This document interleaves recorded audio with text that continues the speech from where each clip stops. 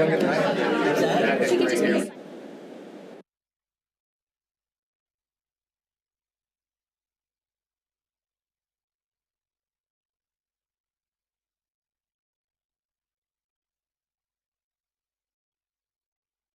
Totally lost the feed.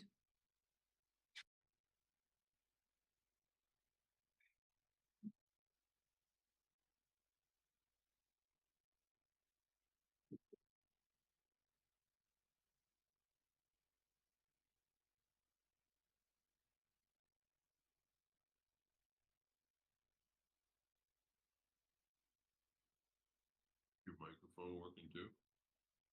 So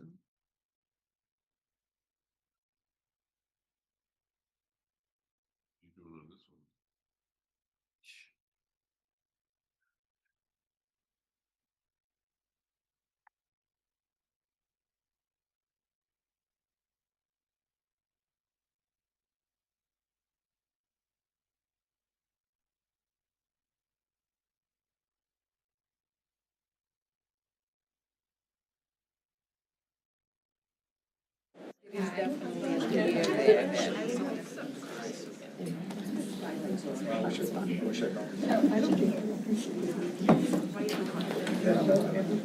All right, let's start the meeting, please.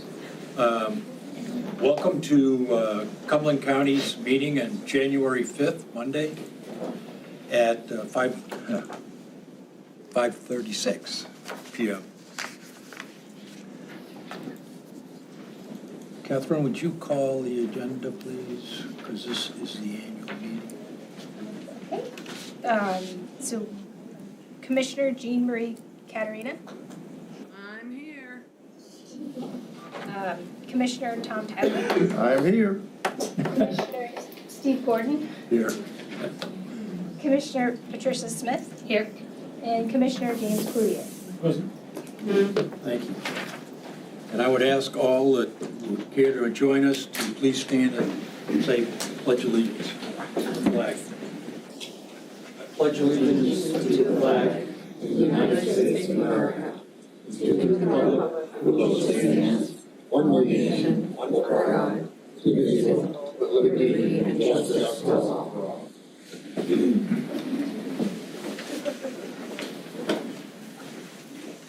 We have a little bit of business to take care of at the very beginning. You'll see that the first item on our is the nomination and approval of a chair and vice chair.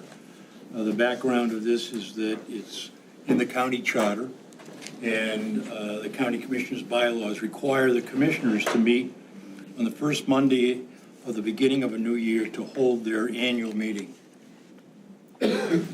January 5th meeting strays away from the commissioner's normal meeting date, week, time because of this requirement for this particular meeting. Therefore, I would like to invite the members of the commission to nominate a candidate for the position of chair. Do I have somebody make a nomination? Commissioner. My nomination would be Commissioner Patricia Smith. I second that. We have a second. Are there any others? I move to close nominations. Seeing none, those in favor of Patricia Smith for chair, please say aye. Aye. Opposed? None.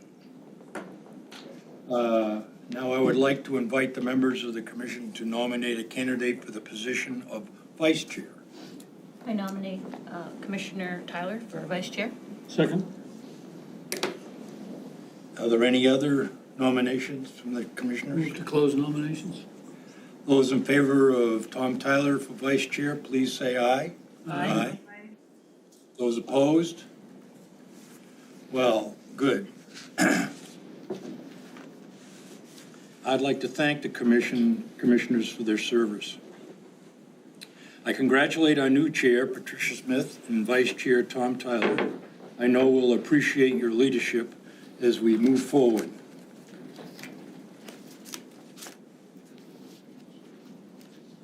Commissioner Smith, as I pass this leadership of the commission to you, I must say it's a bittersweet moment.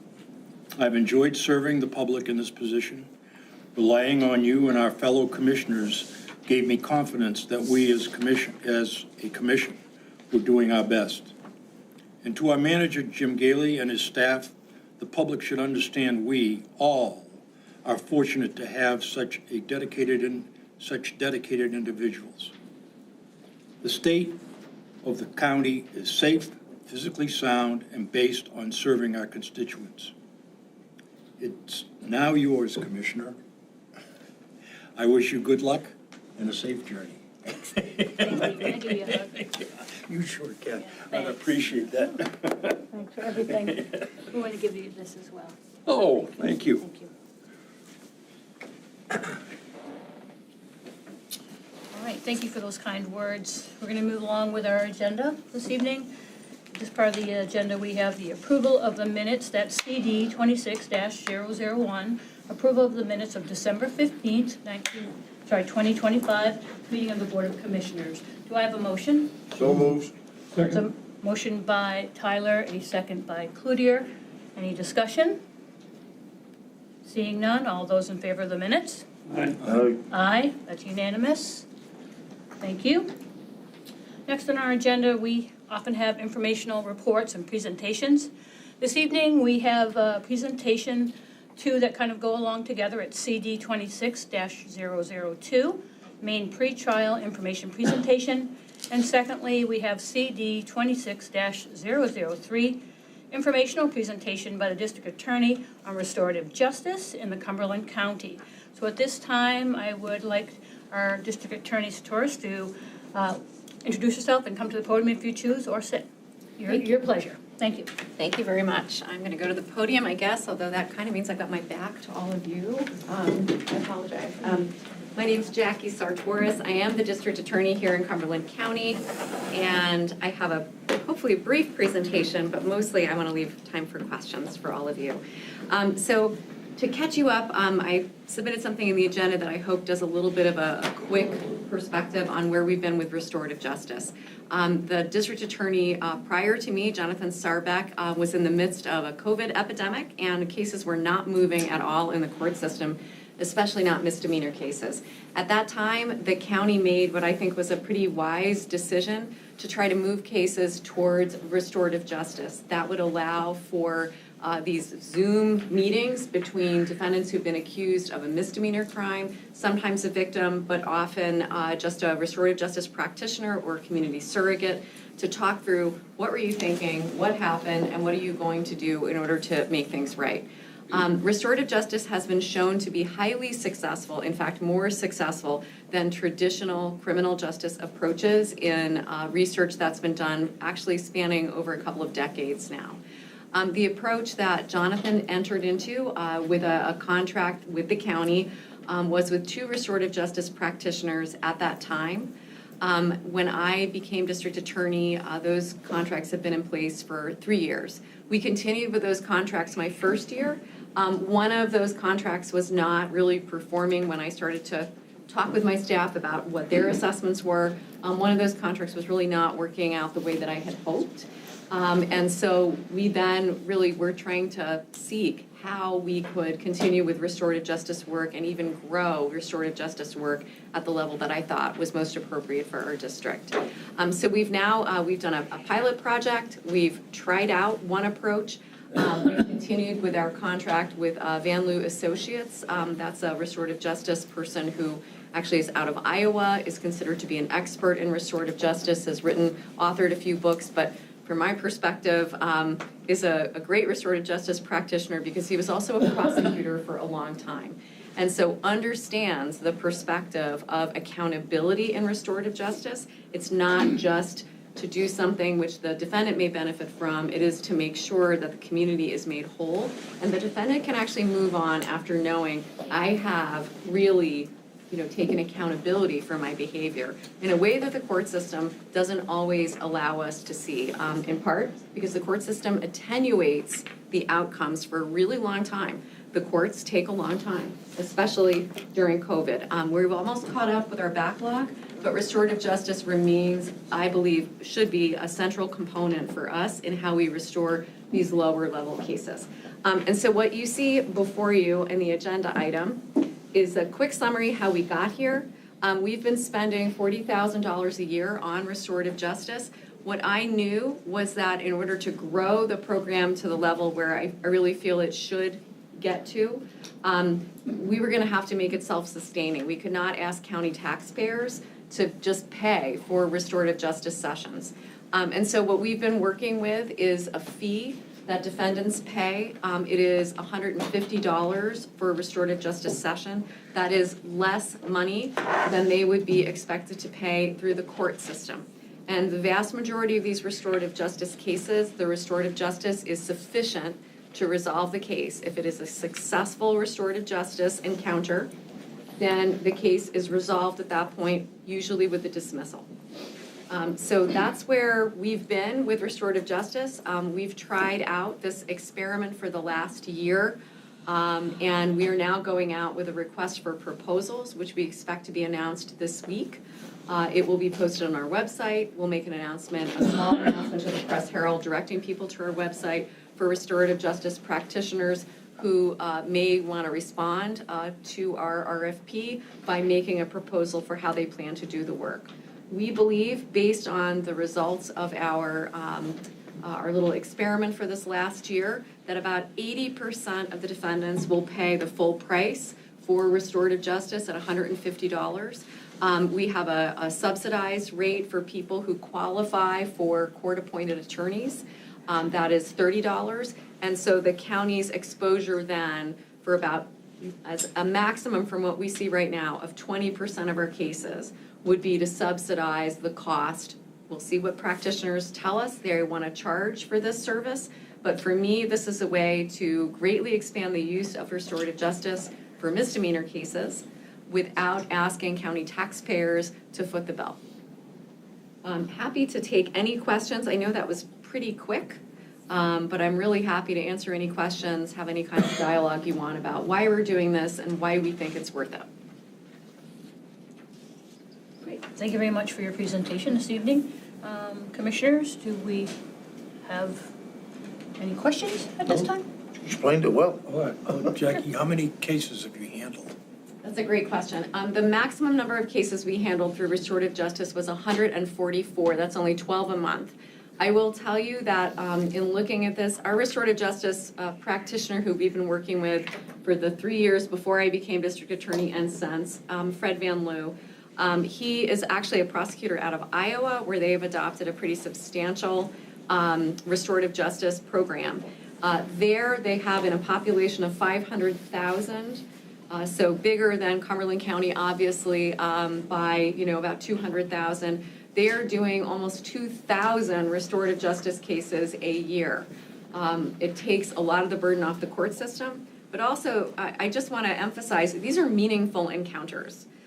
This is not, a pat on the head, you poor person, bad things happen in your life and you did a bad thing and now go on, right? This is an encounter usually with a community surrogate who stands in and says how the community was harmed by what occurred. The defendant is asked, what were you thinking that day? What was going on with you? And it's really work to try to help them figure out, how do you not do this again?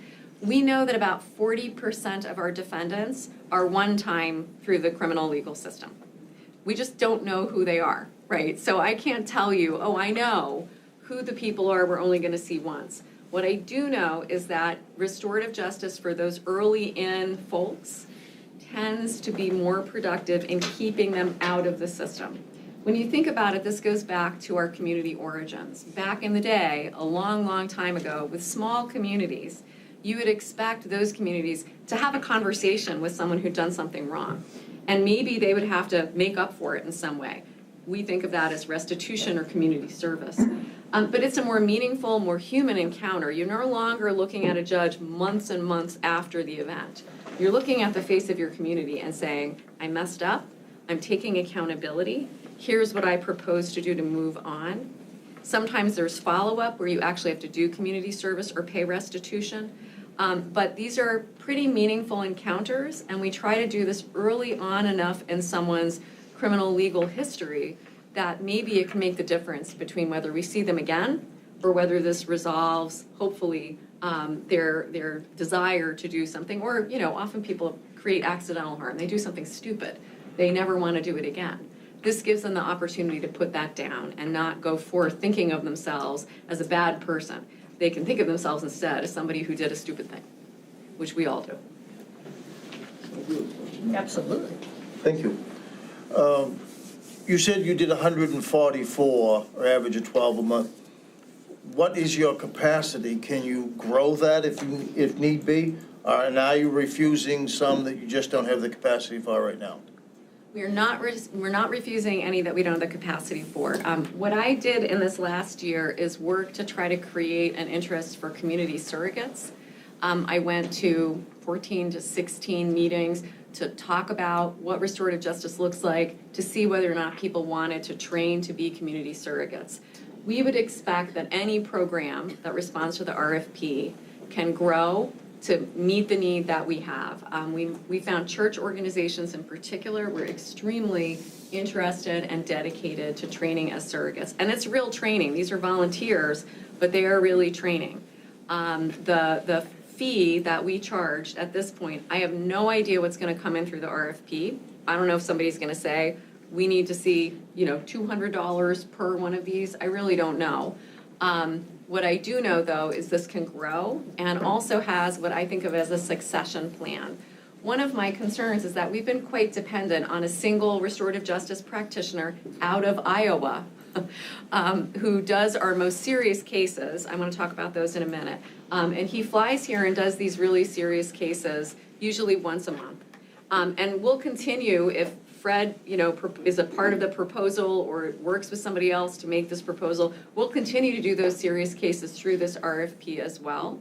But my concern has been with the longevity of that program. How do I know that I'm going to end up, if I've got 2,000 cases, probably not for Cumberland County, but say it's 1,000 cases a year. How do I know that program isn't just going to evaporate overnight? So professionalizing this by going forward with the RFP made a lot of sense. We now have, I believe the expression of interest from community surrogates was over 50 people. So that's a lot of people. If they just did a couple of cases a month, you can see it could ramp up quite quickly. So the serious cases, I do want to just let you know quickly about those. We have been doing very serious cases, including manslaughter cases. You may have heard about the Maine Public just did a story on our restorative justice serious case program. It featured a bicyclist who was inadvertently run over by a motor vehicle who did not notice that person by the side of the road at all and was unaware that they'd had that interaction. That person was hospitalized for quite some time, and ultimately they had a restorative justice encounter which led both of them to want to talk about it publicly. In serious cases, it gives the victim the ability to say, okay, I see that person who harmed me, and they are able to seriously apologize. And that really doesn't quite happen in the court system. So even for the serious cases, it doesn't mean we don't charge those cases, and that doesn't mean that we may not get a conviction for those cases. Sometimes the restorative justice in those cases is a ride-along, where what we're looking to do is really make the victim whole as much as we can in a way that just really can't happen in the judicial system. That's part of this RFP, is to also ask the proposal to be responsive to the need for those serious cases.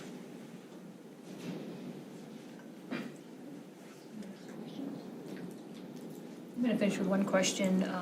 In terms of the timing, the RFP's going out, what do you see in terms of, as we put things in our calendar, when would you come back to us with a potential new contract? Is that what I'm assuming this would be? Right. For us to take a look at and for the county manager to sign? What would the timing look like on that? So we're giving 4 weeks for the RFP, and then we would enter into contract negotiations. We would hope to have that before the commission, really in March. We have halted for now. We knew we were reaching an end of this experiment, so we kind of let those cases dry up. We do have a few cases that are ready to go forward with the lower level misdemeanor restorative justice. However, I've looked at the schedule for those. I don't think we're going to miss the deadline for those. They may go past dispositional conference, but they're certainly not going to be on a trial docket. So I think there'll be time to get those completed even after this contract is signed. Great. Okay, so no one's really going to slip through the cracks, it sounds like. It sounds like we're dovetailing as best we can, and that this will all come back to us at a future time for us to review. And in your consent agenda tonight, there is a continuing contract for the serious cases to take us until the point where we have an RFP. Those are the cases I really can't let fall through the cracks, obviously. That is a month-to-month contract with the same contractor we've used for the last 6 years. Yes, we'll get to that for sure. Perfect, thank you. Thank you again for your time this evening. Thank you. Next on our agenda, we have the general comments from the public. I'll remind, oh, sorry. Excuse me, we do have one other presentation. Oh, we do. And I asked the sheriff to cue this up for the commissioners as he is invited, and I think it's a worthwhile presentation to hear from Maine pretrial. Sheriff, would you like to cue it up? So, yeah, I'm going to cue it up and then defer it to Major Tim Quartz, but this is a presentation by Maine Pretrial. We've used them for a number of years, well over a decade or more, and it's an important contract that we enter into every year. So I'm going to defer the introduction to Major Tim Quartz. Commissioners, we have Executive Director Elizabeth Simone and her staff are going to do an overview of the Maine pretrial services that the jail has as a diversion program. So she's going to give you a presentation on some statistical information and tell you the programs that they have, which reduce our population inside the jail on a daily basis. Thank you, Major. Thank you, Sheriff.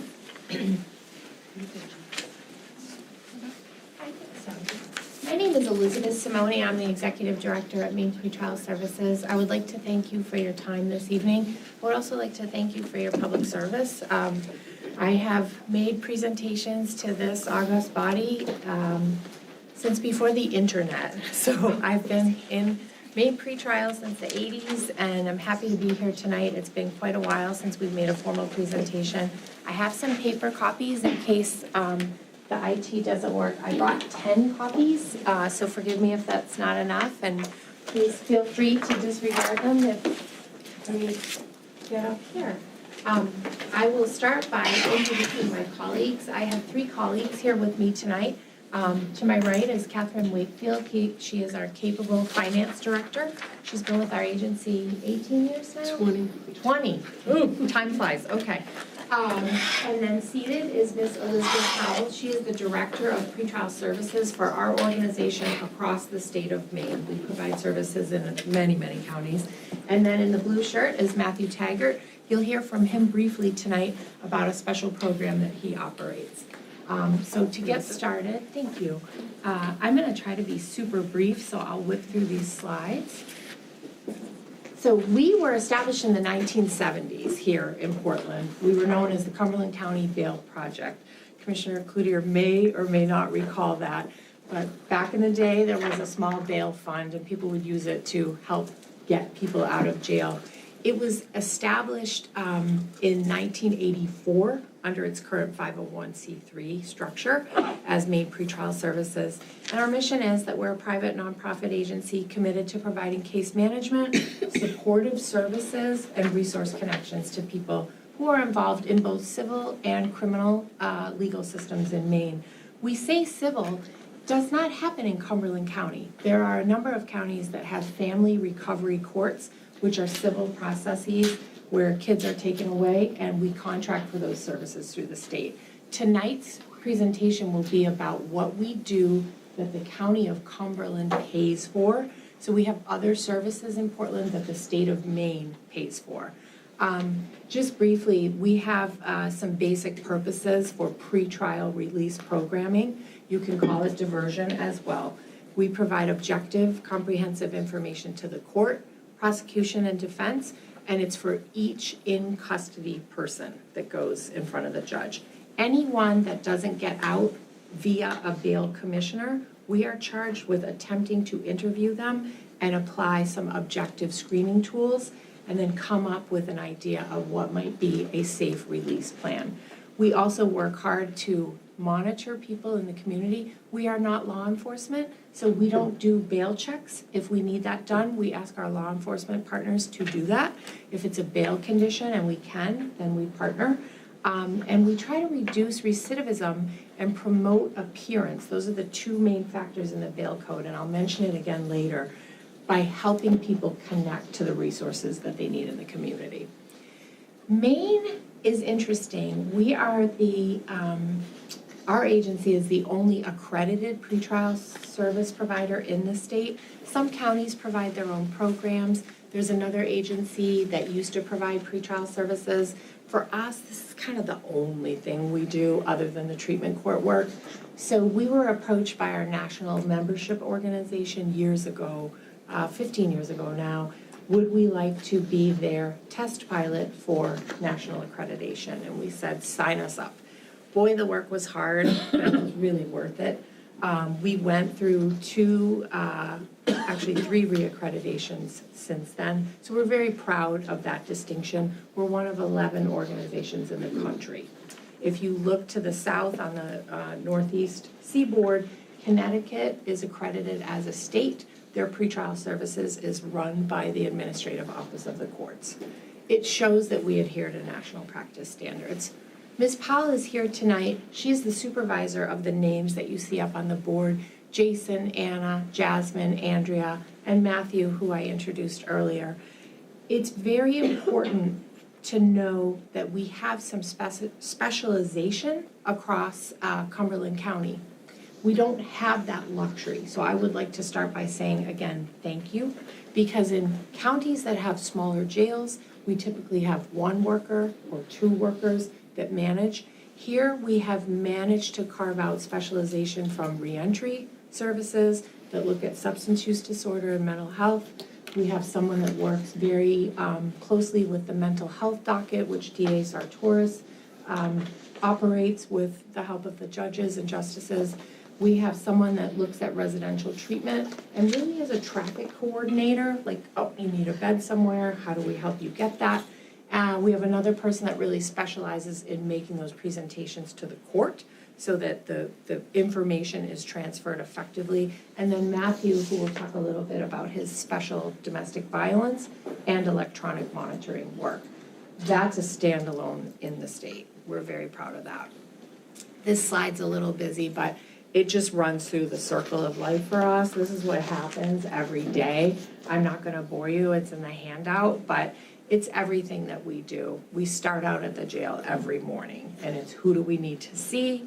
What can we apply to get information? We run back to the offices. We do independent verification. It's not a self-report. We're happy to trust people, but verify. Then we go to court. We also execute contracts, and we'll talk about some of the numbers of people that we release on those contracts and what the outcomes look like. And providing the community support, a lot of that happens in our office. We have an office on Elm Street, prior to that Lancaster Street, so we're right in that Bayside area where most of the folks we work with live, sleep, eat, take shelter. This slide is simply to underscore the importance to us of doing things from a business practice that's rooted in the law, the constitutional guarantees, and evidence-based, right? What does the science tell us about what we do? So that's what that's about. This slide is to underscore the 2 components in the Maine Bail Code, which are also reflected in national standard. Let's not have somebody be rearrested while they're out on bail, if you can do it, and let's make sure they show up for court. Those are the 2 biggies. Together, those help promote public safety and public health. This slide is hard for me to see because I'm old, but the first block is all programs. So what you pay for as a county, pretrial release, deferred disposition supervision, administrative release, community confinement. The biggie is pretrial release, so we're gonna focus on that. We have 711 people, which is close to our whole grand total, and that's for 2024. We are happy to follow up in writing with you when we publish our 2025 data. The next one is interesting to us. We don't say saved in terms of money, but we do say saved in terms of bed days. As you know, it's very expensive to operate the jail. If you look at the second column, this is the number of days pretrial defendants were out on our program in 2024. It's almost 89,000 days. So it's a lot. It adds up very quickly. This one is success rate. This is a national term. We used to only talk about new criminal conduct and failure to appear. National office said, put a bright spin on this because it's important to tell the story. You have success. We have about 90% of the people that are released show up and not get rearrested for any crime. Now, as DA Sartoris can tell you, lots of people in that subset have minor violations. We report every single one of them in writing to the court. We copy the district attorney's office and we copy defense counsel. We do not sweep anything under the rug, but we're really happy about the low new criminal conduct rate. Very important. We're also very lucky in Maine compared to our colleagues across the country that have 20, 30, and 40% new criminal conduct rate for pretrial programs. In this slide, this is the appearance rate. We are almost at 99%. We are very, very proud of that number and very fortunate. A lot of this has to do with how courts run in Maine. We don't have 10, 20 appearances for people. So we're lucky, but we like to maximize that because that's one of the specific outcomes that we are charged to look at. This is just quick follow-up and follow-through is what I call it. These are all the different committees that our staff participate in on a regular basis. The first number to me is staggering. 2,619 people were followed up on when they didn't get a Maine pretrial contract. When the court said, I will set bail at this, and the person could not meet that bail, we have a practice of following up with them repeatedly. Ms. Powell knows better than I, but I believe we have a 48-hour, 72-hour, 1 week, then 2 week, 1 month follow-up protocol. We're very proud of that. We're one of the first in the country to do that as well. We had Center for Effective Public Policy come in, provide free technical assistance so that we can do that. We want to know who's in your jail, and we want to know why. And then we transmit that back out to the court, and we say, hey, so-and-so is still there. Have to bring him back to court. The rest of the committees, I think, are pretty self-explanatory, but we're involved in a lot of different facets that speak to our interest in helping people overcome substance use disorder, mental health, any of the negative behaviors associated with intimate partner violence, law enforcement assisted diversion, electronic monitoring, which again, Mr. Taggart will speak to, reentry, etc. Our staff also set up a resource hub in our lobby that they're really proud of. And we get broken into all the time, but nobody takes anything away from it. They preserve it like it's a sacred thing because people come in all the time and say, can you help me get Narcan? Can you help me get wound care? Can you help me masks? You name it. Mr. Taggart's gonna come up now and give you a few slides about his specific program. It's been around for a while and I think you've heard about it. Thank you. Everybody. Yeah, I'm just going to get into a little bit of the specifics when it comes to my position as the DV specialist. The position was created in 1999 by way of the Violence Intervention Partnership grant with funding from the Office of Violence Against Women. Cumberland County began funding it 50% of the position, with the remaining funding provided by Violence Intervention Partnership. And we also began the electronic monitoring program back in 2015. In 2019, pretrial and partnering community advocates through these doors received grant funding from MacArthur Foundation to create what was called Project Safe Release. And it's basically a collaboration to help identify justice system involved survivors in the Cumberland County Jail and navigate them towards the needed services upon release. So it involves bail supervision of defendants charged with domestic violence, sexual assault, stalking, violation of protection orders, and other violent-related crimes with focus on victim safety and offender accountability. We incorporate the ODARA assessment as an added tool to determining whether we supervise somebody on pretrial supervision. And as far as the electronic monitoring program goes, it's implemented for only higher-risk domestic violence and sexual assault defendants that involve intimate partner violence. So it's very selective, and we try to keep it that way. We also make a good faith effort into maintaining a healthy partnership with community advocates in the county. Also, the DA's office, we work closely with them in the domestic violence unit and all the other system partners that are involved in making a good decision. I regularly participate in community system partner meetings, which involve Violence Intervention Partnership, Iris Response Team, Preble Street Anti-Trafficking Multidisciplinary Team meetings, SARSM, and Through These Doors work groups that discuss who we interact with at the jail that are involved in the criminal justice system. And I am also a part of the lead program steering committee at Scarborough Police Department.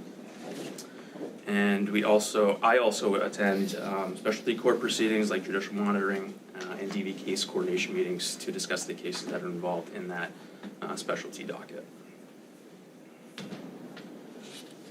And as far as caseload goes, I average about 90 to 100 cases per year.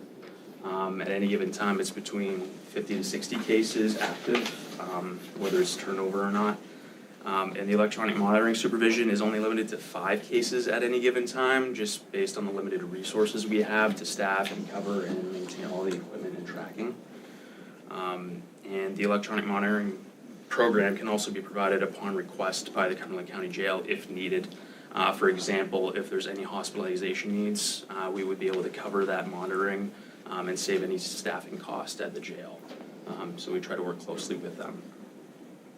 And under the OVW grant, I do trainings for ODARA, I do trainings for pretrial best practices for DV and intimate partner violent cases, and I also go through and walk through any type of case consideration supervision strategies to facilitate any type of case management that we need.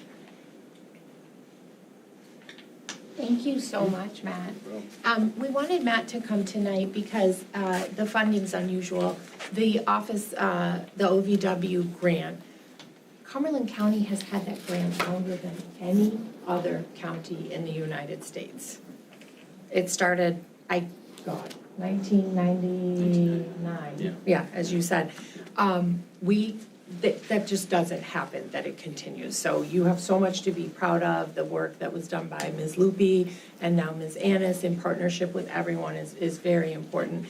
It has gotten smaller and smaller and smaller as the years have gone by, as a lot of things do. And so you now pay for half of this young man. And I wanted to bring him simply to show you that he is a whole young man who does really good work. And it's hard for us as an agency because there are so many different ways we are pulled to have him focus on electronic monitoring with that expertise, even though it's a small number of cases, specifically small because we want the response time to be immediate. Lots of jurisdictions have thousands of people out on monitoring. It is the new fun thing. It dilutes response time for victims of violence, so we don't do that. So this, thank you so much, Matt. This next slide, just quickly, our staff wanted you to hear just a couple of success stories. These are de-identified. There are people of all walks of life who come through pretrial. Predominantly, people are dealing with poverty issues. They are unhoused, things like that. The first is a man who was charged with aggravated trafficking, very serious crime. He was required to go to residential treatment. We did the bed-to-bed order, he completed. We transferred him to the reentry program, that is that COSUP grant that Cumberland County has. He completed the treatment, he completed reentry, and he got his training and certification. He now provides treatment for other people locally. So that's a success. He stays in touch with us, he's proud, he feels good, he's got his life. The second one, also facing, sorry for my typo, serious charges, was unhoused, super unwell. He completed our program, also then went into reentry, fabulous kind of succession of things. He's now a director of a statewide treatment agency. That's pretty cool. We have other successes. Someone you probably met in Augusta is the city councilor, and they're on their 3rd term now. So it can happen, it works, we believe in it. These next slides are probably best presented by our CFO, Catherine Wakefield. I promise I won't bore you with too many number of things. The sheriff requested a budget back in October, to which we presented to him. We had been flat funded since 7/1/24. We didn't receive an increase for last fiscal year, which obviously everybody knows expenses are going up every year. We're in the same boat. We are trying really hard to find ways to save any money we can at any points. I think we've requested maybe office space in one of the county offices that would reduce those expenses there. This is the budget sheet that I presented this year in October 2025 for the sheriff to review. I'll just leave that for you to review at your own leisure. I think to prove the point of, we do amazing work with the defendants in Cumberland County. And I don't think that's to be argued with, but the point is it has to be cost effective. And it has to be a good steward of the taxpayers' money. So what I have done is I've reviewed the budget for the jail for 26-27, and I've broken down to what it comes to per day to house inmates at 240 average inmates per day in the county jail. That's $204.76 a day to house a defendant in there.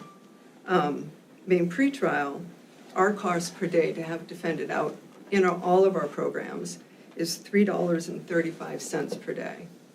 So that's a large difference between what it costs to have somebody incarcerated as opposed to being out receiving services and hopefully starting to move forward. There's some other costs that I was able to compare it to. So it's $204.76 for the defendant per day at the jail. ICE and the U.S. Marshal Service pays $150 a day to the county to house a federal defendant in the jail. The Maine County Commissioners came up with a rate of $150 a day. The 126th legislature came up with $118 a day. So you can see, like, there's different numbers, but it's kind of the same for some of them. But the big difference is between us and what it costs, between all of these comparisons. And that's really what I want most for you guys to review and take away from this, is that we do amazing work, but we also do it at the lowest cost possible. And we're still trying to find ways to cut that cost. Thank you. And just quickly about money, one of the things we're thinking about this year is getting rid of office space. We need to see people in the community, but we always placed a premium on confidentiality so that people could come in and really be themselves so we would know what was going on. We can work in cycles. So we're thinking about having an office with 2 spaces instead of each person having their own space. That's very expensive, even though we're in the Bayside area. The other thing is, we're partnering with some prisoners from the Maine State Prison who made a wonderful presentation about technology. They may be able to assist us with our website, and some of our staff have created an interface that may allow us to get rid of our landlines. We have people call us every day just to say, hey, I'm here, and we make them. That's a condition, if you will. We have to use landlines because the cell phones can't accommodate that many people calling. And we're like, what are we doing wrong? It's so expensive. Well, a computer interface, everyone has a smartphone, or we can help them get a smartphone. So just things like that. We want to be nimble. We want to help out. But I think most of all, we want to say thank you. I haven't made a presentation in some years, and it's nice to be here. So thank you so much. Thank you. Thank you for being here, and your staff, thank you for all the information. Appreciate it. Thank you. Is there any commissioner who would like to ask a question, I just want to make a comment. please? I remember the bail project, that was my interface, but what I really want to say is I'm in a small office, there's 6 lawyers, half of whom still have you on speed dial. Yes. And it's the day you open for business, almost, it's got to be 30 years ago now, at least, maybe 40, was a huge change in what life was like for a lot of people, and it was a great benefit, and still is. Thank you, sir. Any other comments from commissioners? Very impressive. I've yet to see this presentation in my time here, and I just want to thank you, even though you're thanking us. I think obviously the data speaks for itself, your staff. highly qualified, your accreditation. Really, I can see that you're proud of all that you've done, and I think it's just wonderful that you've done as much as you have with the resources you have, and recognizing that it all costs money and you can only be as good as the way you're resourced. So thank you so much for the work you do and the differences you're making in individual lives as they try to put things back together. It's an important piece of work, so thank you. Thank you, Sheriff. Okay, we're going to move on now in our agenda. Again, I apologize that I flip-flopped those presentations. Apologies that I went backwards with those two. We're going to move on now to comments from the public.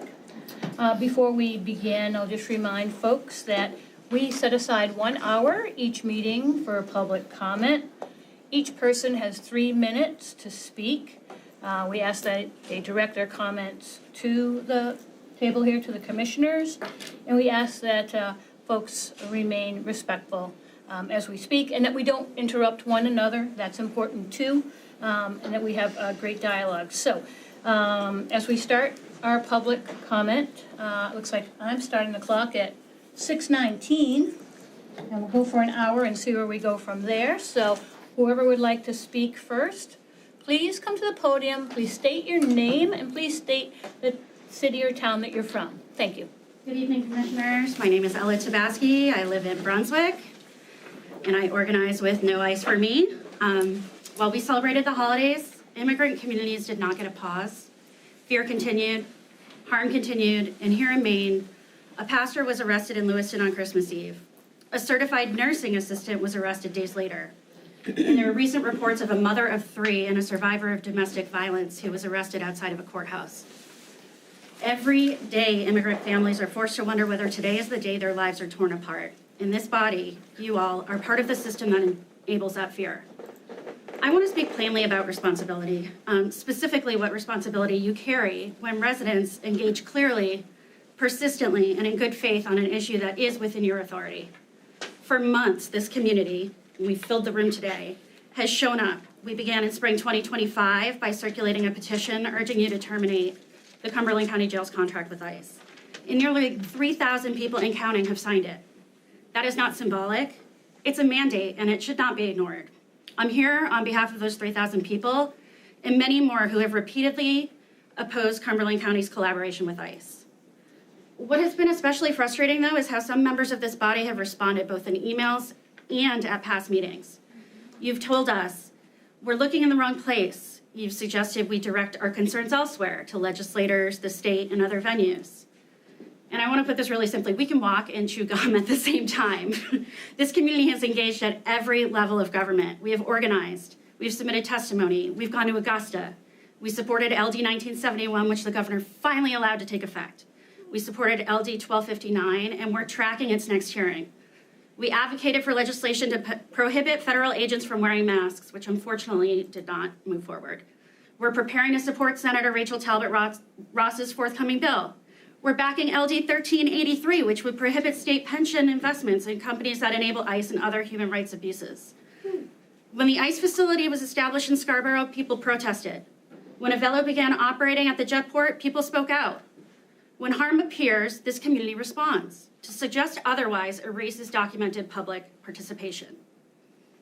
The issue before you is not whether others share responsibility. The problem is whether you will acknowledge your own. Pointing to the state, claiming your hands are tied, or saying you are simply following the law does not absolve you. Local collaboration is a choice. Maintaining this contract is a choice. Disregarding thousands of constituents is a choice. Do not underestimate this community's understanding of power. We recognize when elected officials avoid accountability and know that deflection is not leadership. Terminate this contract, end the county's collaboration with ICE, and act in alignment with the clear will of your constituents. Thank you.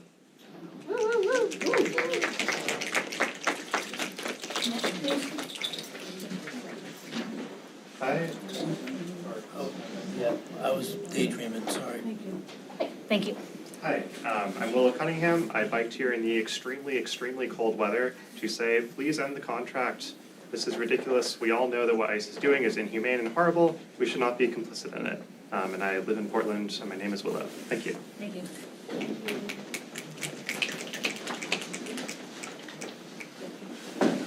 Hello, I'm Ava Baeza. I recently moved to Portland, Maine from the Mid-Coast. And I'm also, similarly to a lot of other people, urging you to end Cumberland County's contract with ICE. I'm in community with, have love for, and I'm working alongside people who are being directly and indirectly impacted by this contract. Indirect impact does not mean distant or removed. It just means as fearful as those who are in jeopardy of being detained.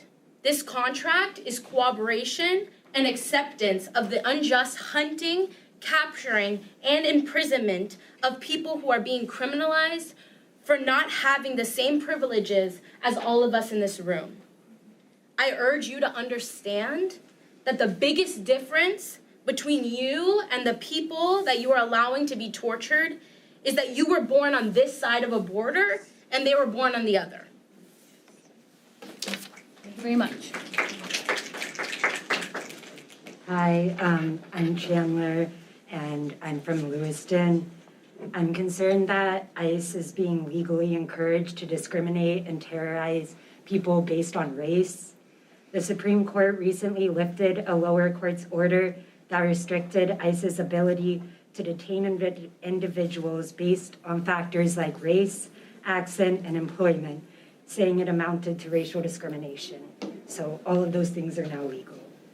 On a personal note, as Lewiston senior class president, I'm organizing our 10-year reunion this May.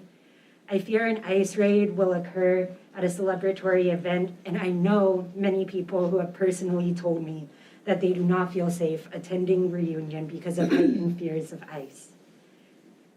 Nearly all of my friends in high school and everyone who has volunteered, every single person who has volunteered to help organize this reunion are immigrants or children of immigrants. We're currently having serious conversations about canceling or indefinitely postponing reunion because of ICE. This is our 10-year reunion. I also feel it's important to say that my friends could not be here today out of fear. They cannot advocate for themselves out of fear because of ICE and because of your decisions to not end this contract. They cannot be here. Finally, I hear supporters of ICE talk a lot about legality, but it's important to recognize that many of ICE's actions, especially recently, have not been legal. Without due process and without warrants, immigrants who, unlike ICE, have followed every single law and are being illegally detained. Thank you.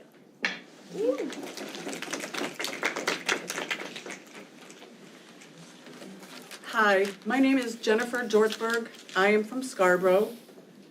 I'm here tonight to urge you all to please end Cumberland County's contract with ICE. Thank you to those who have indicated that they do want to end the contract. And I am urging those of you who don't want to end the contract to please reconsider. ICE is a secret police force that terrorizes U.S. citizens and non-citizens alike. They wear masks, so hence secret police. We know of at least 170 U.S. citizens were detained in 2025 without access to counsel or family contract. I'm sure the number was greater. That 170, though, we also know included some minors, which horrifies me, and I hope it would horrify all of us, anyone who has children or has ever known a minor without access to counsel or family.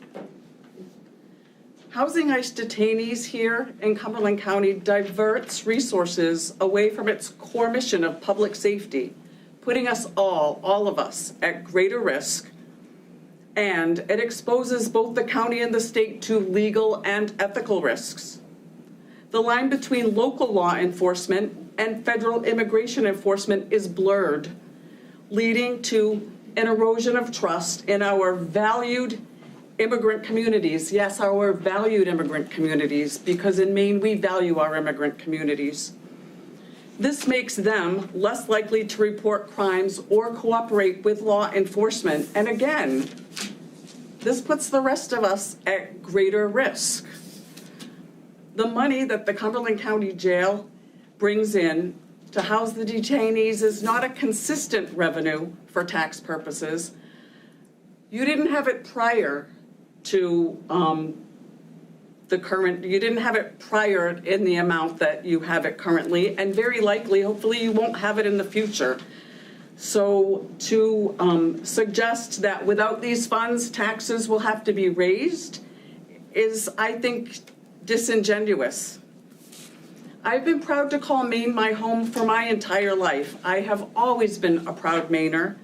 I want to be a proud Mainer again and be able to say that, just as our state flag indicates, Dirigo, we lead, and we must lead now by rising to the current occasion by withdrawing support and any cooperation with an unjust institution.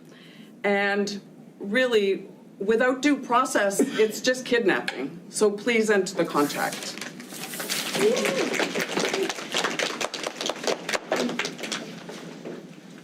Good evening, Commissioners. My name is J.C. Greeley. I'm a resident of Portland and a constituent of Commissioner Cloutier's. I'm a born and raised Mainer, and more importantly, I'm profoundly concerned with the lack of moral clarity that this commission has exercised as it relates to the Cumberland County's contract with ICE. I wonder if several arguments I've heard this commission make in recent months to justify the contract. I've heard several commissioners weaponize the fear of additional taxes as a justification for maintaining the contract. And let me be clear, no amount of money is worth any individual's life. Based on the average median income, ending the contract would cost $7 for the 28% of property owners property owning households in the county. To me, $7 isn't worth it. I'll be honest. And that is if you don't stop allocating our dollars to deportations. Furthermore, this highlights the seismic divide between elected officials and what creates true safety for communities. Additionally, I've heard that our members aren't thinking strategically at the state and federal levels to stop ICE. Our members are working at every level to fight for unified and safe communities. Many folks here tonight are tirelessly working to ensure all who work, live, and enjoy the great state of Maine are able to do so safely. This argument deflects the Commission's critical role in disappearing our neighbors. And I have to ask, what are you doing to keep our neighbors in their homes, in their schools, and with their loved ones? I could go on. Many of the arguments presented by commissioners in the last year have been factually unfounded and quite frankly lazy. We deserve better.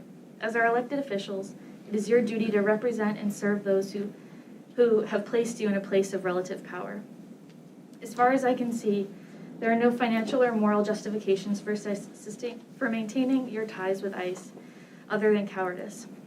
Your position is widely unpopular in our county, and I urge you to leverage every possible resource and avenue to end Cumberland County's contract with ICE and to continue to create safe, truly safe communities. Thank you.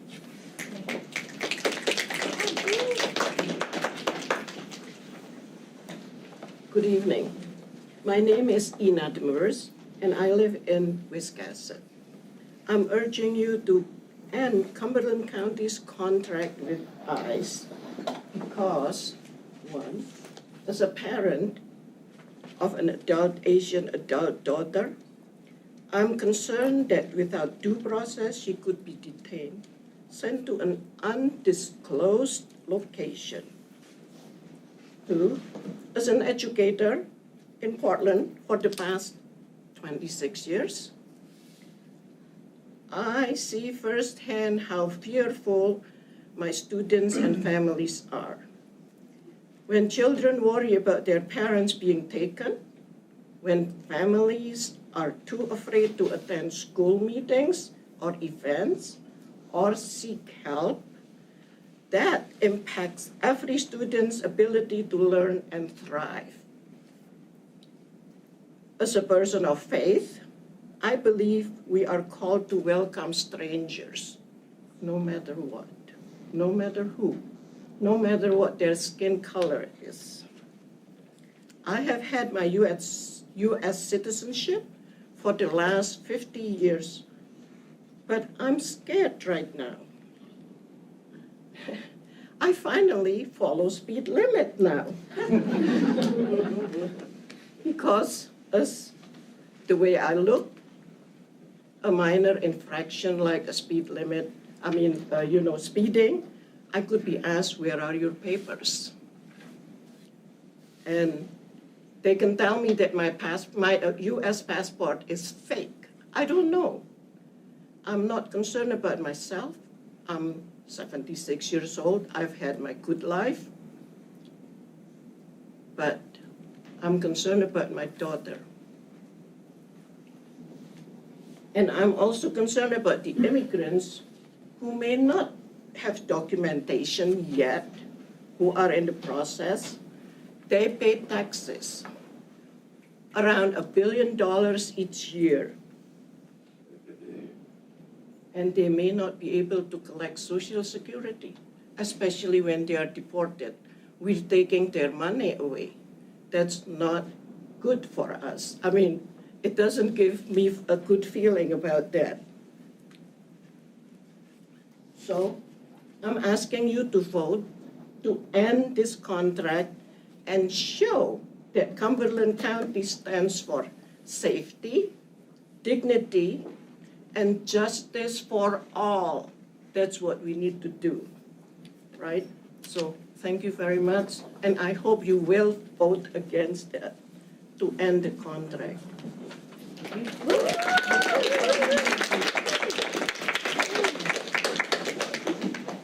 Hi, my name is Madeline Jones, and I'm a resident of Falmouth. I'm here to urge you to end your contract with ICE. As an educator who has worked in both Lewiston and Portland, I have seen immigrant children learn and grow and blend their heritage and their history with their new identities as Mainers. I've seen the ways immigrant children can create vibrant and joyful communities in Maine. I've also taught immigrant children who have survived unimaginable trauma, and it has been one of the greatest honors of my life to welcome them to Maine and to support them as they heal. I have seen firsthand how ICE presence in Maine impedes the healing process and terrorizes and further traumatizes children. It is an honor to be here today to support my students in this way. I want to end with a Miss Rachel quote. My love and care for children does not end at my own child, at my own skin color, at my own country. It has no borders or boundaries, no qualifications, no conditions. It is boundless and infinite and includes every precious baby in this world. I'm asking you to vote to end this contract and show that Cumberland County stands for safety, dignity, and justice for all. Thank you.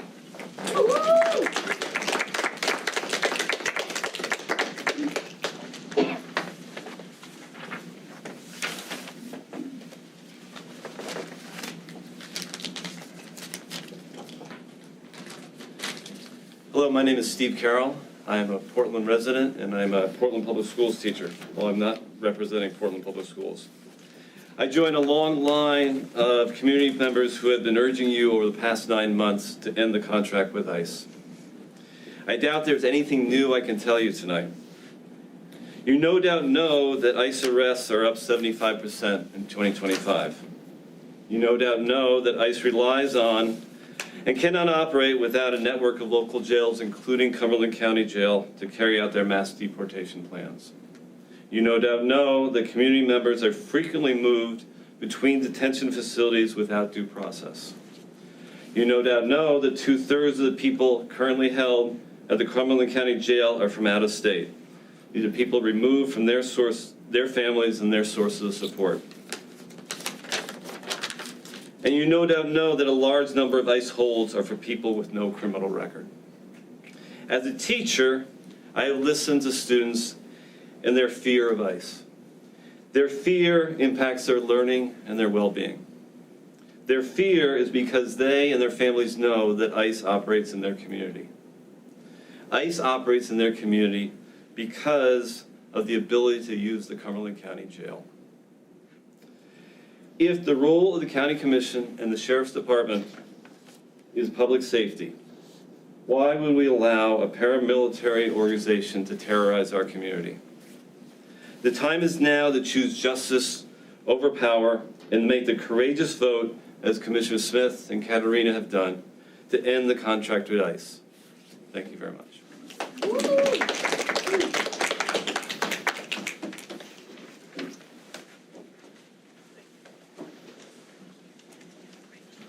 Good evening. My name is Sue Anderson. I live in Portland and I'm a teacher at Deering High School. I'm an ESOL teacher who teaches fabulous multilingual students. I've spoken to you before, and I'll say that something that's changed from when I first spoke to you in the spring until now is the number of empty desks that I have in my classroom. I go in every day and I look at where the students were. Something else that has changed are the students that go home with one less parent. It's gotta stop. You know, as an educator, I want our community to support and strengthen our students. And Cumberland County's contract with ICE is turning our community into one that instills fear. Every local jail that collaborates with ICE strengthens a national deportation machine. It's the national deportation machine that is instilling the fear in my students that greatly impacts the quality of their life, of their family's life, and of their learning. It's time for all of us to dig deep and to be leaders. You know, we here in Cumberland County can be leaders in the national movement to end the national deportation machine.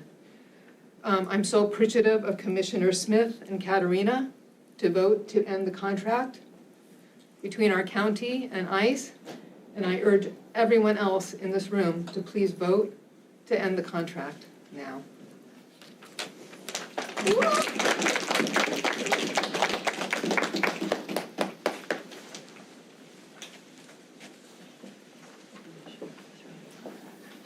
Good evening, Commissioners.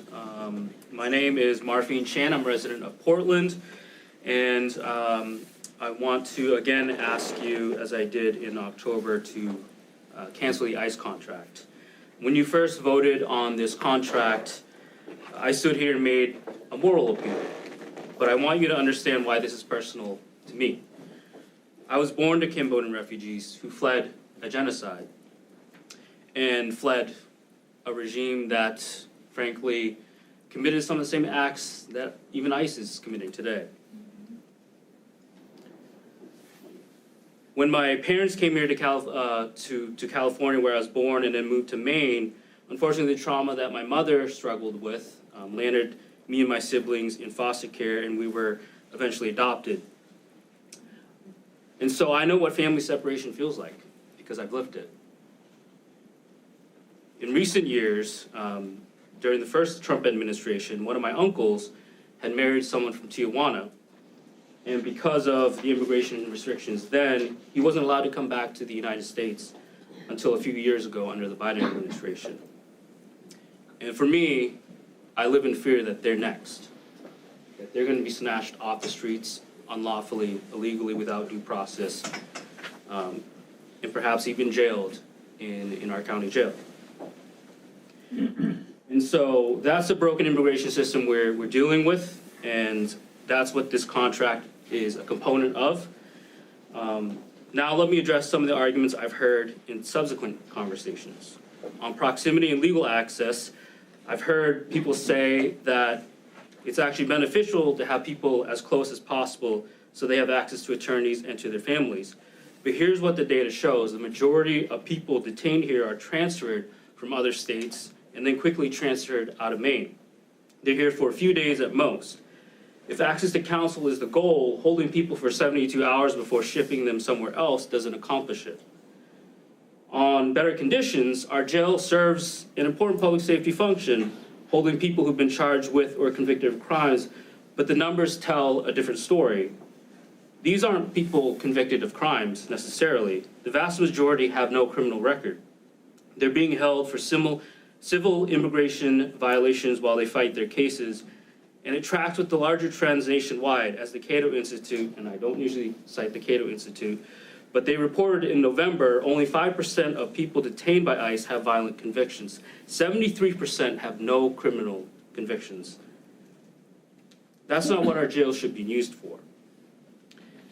And I had a lot more to say, but in terms of revenue, I want to say, please demand from the state more resources and revenue for the county.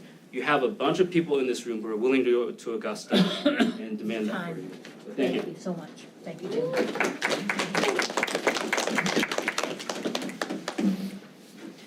Good evening. Hi, folks. My name is Olivia Pennington. I'm a Portland resident. I live in District 5, and I am a doula. I primarily work with immigrant women living here in Portland, women who have quite literally walked across continents in search of a better life for their children, women who have braved the Amazon jungle and gotten bitten by snakes and who got up and kept walking, women whose husbands were murdered on their journey and they got up and kept walking. I hold their hands, I pray with them, I dance with them when their babies take their first breath. I hold their older children in their lap when they meet their new siblings.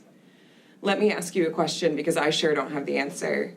What do you do when you are working with a pregnant woman with preeclampsia? A condition, a pregnancy complication that is potentially fatal if they don't receive treatment. What do you do when that complication is worsened by high blood pressure? And what do you do when this woman is terrified to step foot outside, that she is going to get taken by ICE, that her children will be left with no mother? What do you do? What do you tell a single mother of 2 who's afraid to go to the hospital to get life-saving treatment? How do you support that woman? You support her by voting to end this contract. She is your constituent too, and so are her children. These women are caring, brave, fierce, good community members. They are my neighbors, and their children are our responsibility. And they are terrified. They are afraid of seeking life-saving treatment. They are so scared.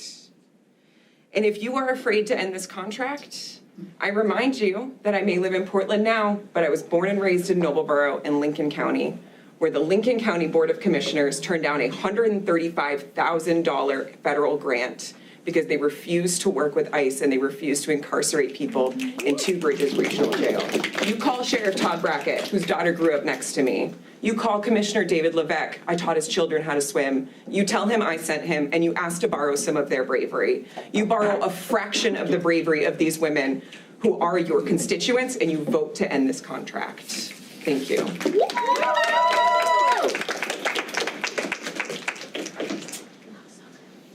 Hi, Commissioners, County Manager. My name is Dana Callahan. I live in Portland, and I'm here tonight to echo the call to end Cumberland County's contract with ICE.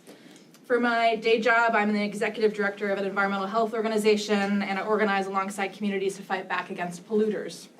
However, I actually grew up as a PK, and for those of you who don't know, that means a preacher's kid. I watched my mom deliver sermons, offering my 2 cents on what I thought, if I thought her prayer was good or not, if her message resonated, what I thought of the hymn selection. But more importantly, it grounded me in the values that I orient my work and my life around. Irrespective of religion, all of us here tonight share many of those values: justice, compassion, welcoming a stranger with an open heart. The county's contract makes our communities less safe. It violates values that we hold dear. Detentions have skyrocketed at the jail in the last year, making the Cumberland County Jail a key detention site in northern New England. You have the power to make a clear decision on whether your values line up with your actions. I urge you to take meaningful action to protect our communities as soon as possible by voting to end the contract. Thank you. Hello, my name is Mace Romanian. I am from downtown Portland, and I moved here a week ago. I'm also a person of color, with friends and family across the country. I'm sick and tired of seeing my brothers and sisters and siblings live in fear of whether or not they have the documentation to prove themselves against a kidnapping. All throughout the United States, people have been profiled and asked for documentation with no due process and no reasonable cause, not to mention the 170 of which were US citizens and are currently captured. Without question, ICE lacks accountability. You, as leaders, have a duty to protect us, even if the government believes otherwise. By being a sitting duck and accepting this contract, you encourage the use of a fear campaign across your own people, your own tax-paying neighbors, your own working class, your children, the vulnerable minorities of people being questioned simply by the color of their skin, all without due process. I ask you to help keep Cumberland County a safe place for everybody. Thank you. You started at 6:19. So it's 7:19, it's an hour. Thank you. Good evening, members of the Cumberland County Commission. My name is Eli Duran McDonald. I live in Portland on Cumberland Ave, and I work as the policy director for Maine Youth Power, which is a youth-led youth movement throughout rural and suburban Maine, fighting to win human dignity, equity, and a livable future for all. I'm speaking to you today on behalf of my organization and our members that live in your districts to urge that you vote to end the contract with ICE. Right now, this commission has the chance to take a stand and tell the federal government that Maine will not actually be part of its inhumane and reckless deportation spree. As a lifelong Mainer, I grew up in Bar Harbor. I'm proud of the way that our state has welcomed immigrants into our communities and how we served as a national leader in our embrace of those looking for opportunity and belonging in a new country. To continue this contract is not the Maine that I believe in. It's not the Maine that countless Maine Youth Power members envision for our future either. Many of our members actually live in your districts, and I have no doubt that they'll be watching this vote very carefully, hoping that you will represent their visions for the state accurately. Maine Youth Power has a robust and successful electoral program, and we're happy to lend a hand to our members that don't feel their voices are being heard. It's also worth noting that the impact of partnering with ICE, and I think a lot of people have pointed to this, is not distant or theoretical, right? We have heard firsthand from our members at Maine Youth Power about the harm that the partnership continues to cause, not just in Cumberland County, but far beyond. Many of these young people are living in fear for themselves and their families instead of growing and thriving within our great state. Tonight, you have the opportunity to stand up for your constituents, and I hope you do the right thing. Thank you.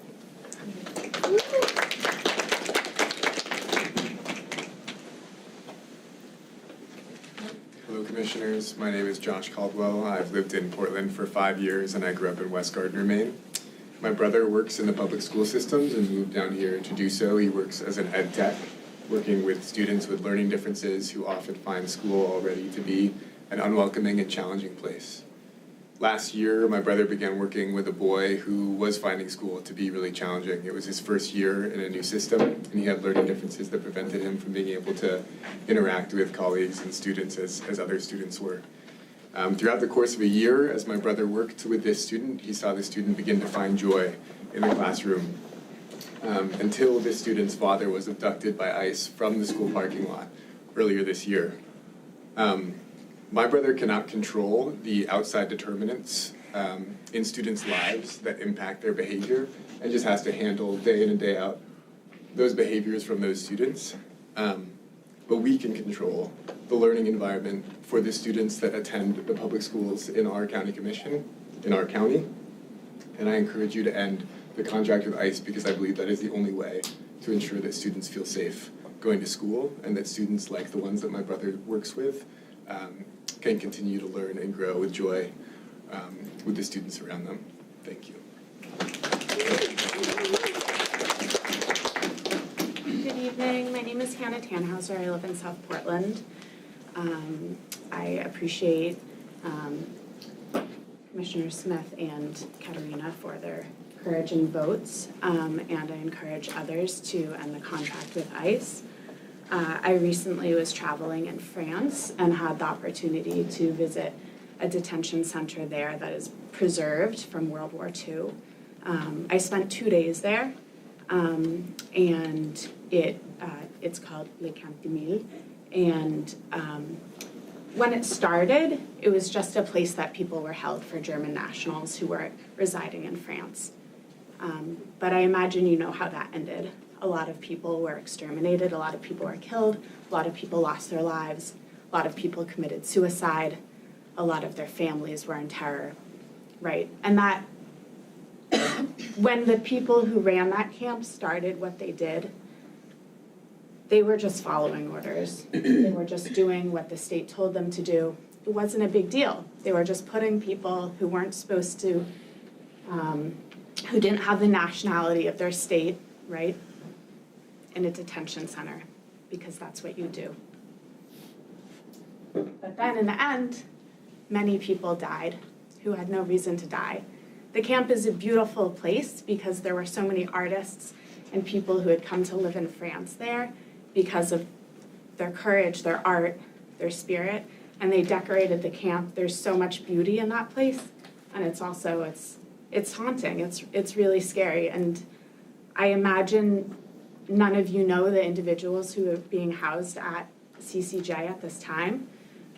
Maybe some of you know their stories, maybe some of you have come in contact with them in different ways, but they are human and they have so much to offer this community, and their families and the people that they know are in fear, and they are in fear. And you have the capacity to change this. And again, I thank the commissioners who have already taken their vote to end this collaboration. Thank you.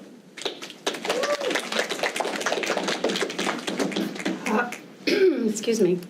I'd like to thank you for allowing me to speak tonight. This is the first time that I've actually gotten a chance to speak in front of the County Commission. My name is Talia Pyzik. I live in South Portland. I'm on the Human Rights Commission of South Portland, which is a job that I take as a volunteer very seriously. Trying to bring it home to places that you can really understand. I don't know if any of you were indigenous people of this land, the Wabanaki, that have been chased away, but I would bet everybody in this room has come here from somewhere else. My grandparents came over before World War I. They were Jews. They were forced to leave Eastern Europe and come over on boats where a lot of their community leaders and community people died, including young children and young adults. They came for a better life. They came because they knew there was opportunity in the United States. They didn't want to leave their homeland. They didn't want to leave family and parents and grave sites and various things that were important to them to come here, but they came because they knew they had to get away. The people that have come to the United States are not coming because they want to go on a vacation in Florida. They're coming here because they are leaving parts of the world that are either experiencing war, gangs, chaos. These people don't want to leave family. Some of them are walking across the other parts of the world to even get here. So that's number one. But if any of us come from immigrants from other countries, then we know that we would not be standing here if our family members did not come here. I would not be here if my grandparents hadn't emigrated to the United States and went through Ellis Island and became American citizens, where my grandfather could be in World War I and fight for the United States. And I know my cousins have gone back to Europe, and we know that they have looked for grave sites, some of which they can't find because they were destroyed by the Nazis. We know we had relatives that didn't make it out distant and that made it in the camps. And who knows where they ended up? We don't know, because we can't trace our lineage back, because a lot of it was destroyed. What can I say? We have to understand that this is a melting pot. The United States is a melting pot. And if we're not gonna be welcoming strangers, most of which who have not committed crimes, and not look at the families that are being separated and the children that don't have families, parents, and that are worried and scared to go to school or wherever else in the community. That's not who we are as Americans. I watched Ken Burns and the American Revolution, and it talked about the Constitution, and it talks about what this country was founded on, and this is not it. You need to end the contract with ICE.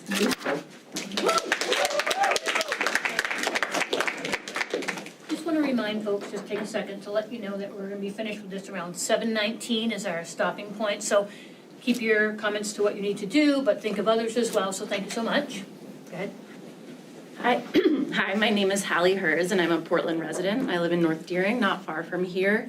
I am a Maine guide and an outdoor educator, and I'm also a nonprofit director working to bring adults into Maine's beautiful outdoors in safe and affirming group trips. I'm proud to follow in the footsteps of Wabanaki and settler Maine guides, helping people build a relationship with our beautiful woods and waters. Everyone deserves to enjoy these woods and waters. People come to Maine from all over the country, all over the world, to travel here and explore our trails and our rivers. And as I'm sure you know, it's a huge contributor to our economy. It's one of the largest contributors to our economy. But our immigrant community members don't feel safe traveling to rural areas for these trips. Neither do out-of-state immigrants or refugees. People don't even feel safe. Many people have told us they don't even feel safe driving to Portland to meet us for our trips. People deserve to feel safe in Portland and throughout our state. Everyone deserves to recreate in our beautiful woods and waters. And I ask you to end this contract and help make our whole state safer for everyone. Thank you.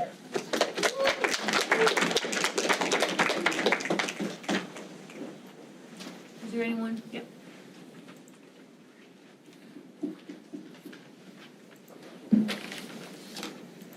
Hi, I'm Shelby Layton from South Portland.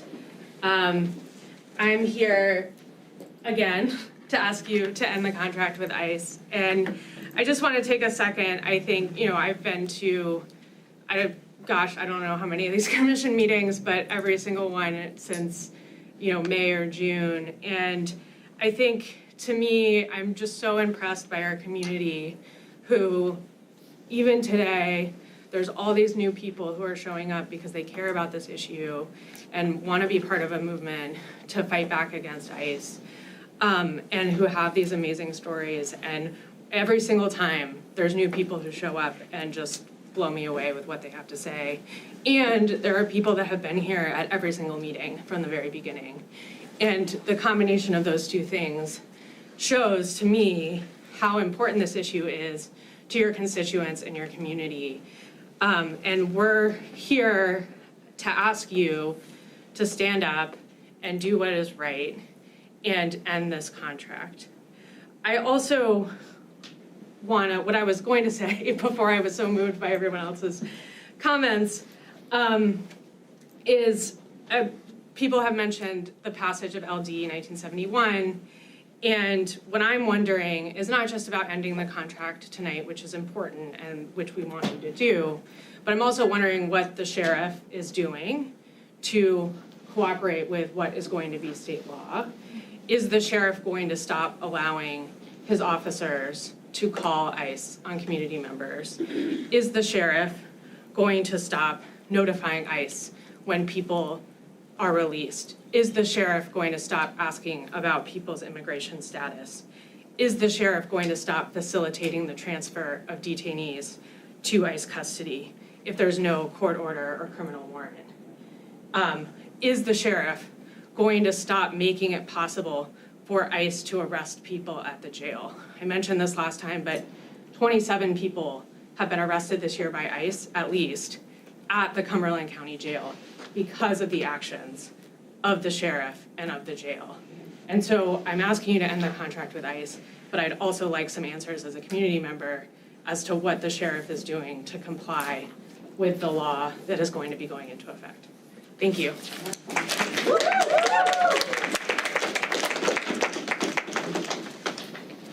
Hello, my name is Anna Knudsen. I'm a resident of Portland, Maine.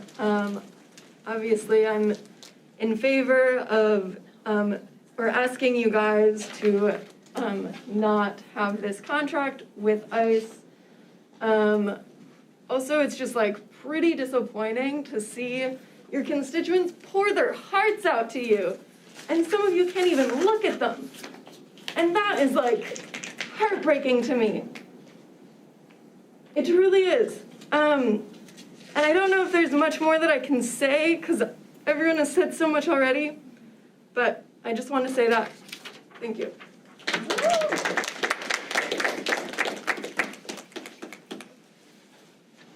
Last call. Does anyone else like to come to the podium this evening? Thank you.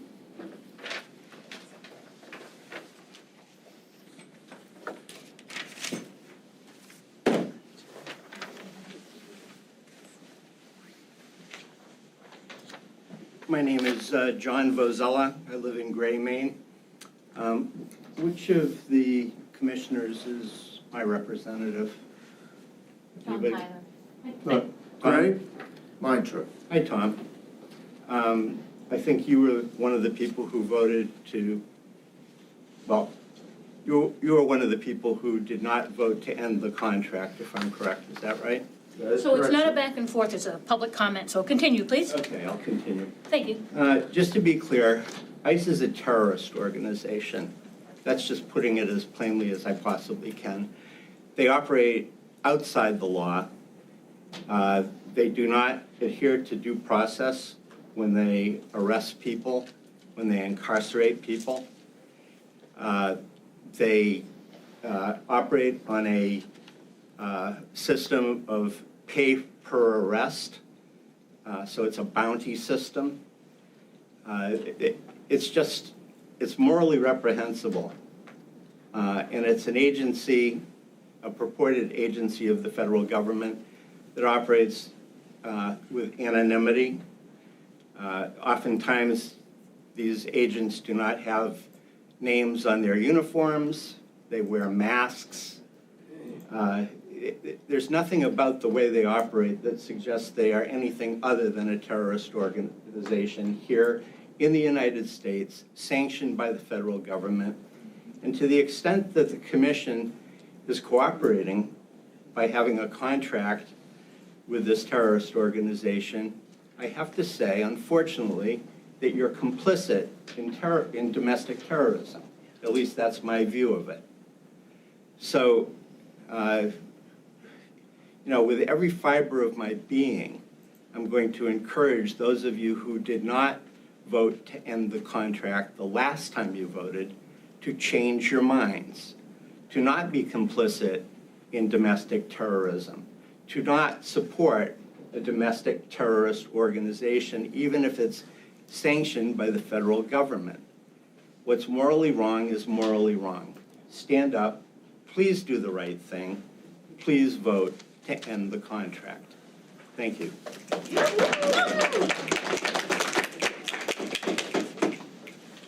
Good evening. My name is Amelia Kelleher. I'm a Portland resident. It was my second time speaking to you, and I've been here at least 3 times. I want to thank Commissioners Smith and Katarina for your vote to end the contract. I hope that you will all end the contract. As was just shared, I guess I'm just so curious what emotions are going through your body and through your mind listening to everyone, because I know there were a lot going through mine, and it seems to me, if it's hard to look people in the eyes, you are feeling emotions. So I just invite you to really connect with what those are. In my day job, I work with currently and formerly incarcerated individuals. People have talked about the trauma that people are experiencing just from the fear of ICE and the fear of being detained. I also know through my work that there's even just one night in jail leaves its mark on any individual and their families. I'm also in Portland involved with an organization that does really meaningful work. It's an immigrant-led organization. They've been doing some really amazing storytelling nights and bringing immigrants together. And I in previous roles have worked as a freelance journalist, and it's the kind of thing I would normally love to report on or get the word out about, but there is just a fear of drawing attention to this kind of thing. I would love to spread sort of the message of these hopeful things that are happening, and yet there's this real fear that we don't want the wrong people to come into this space. So yeah, I invite you to, again, just think about what's going through your bodies right now, and please end this contract. Thank you.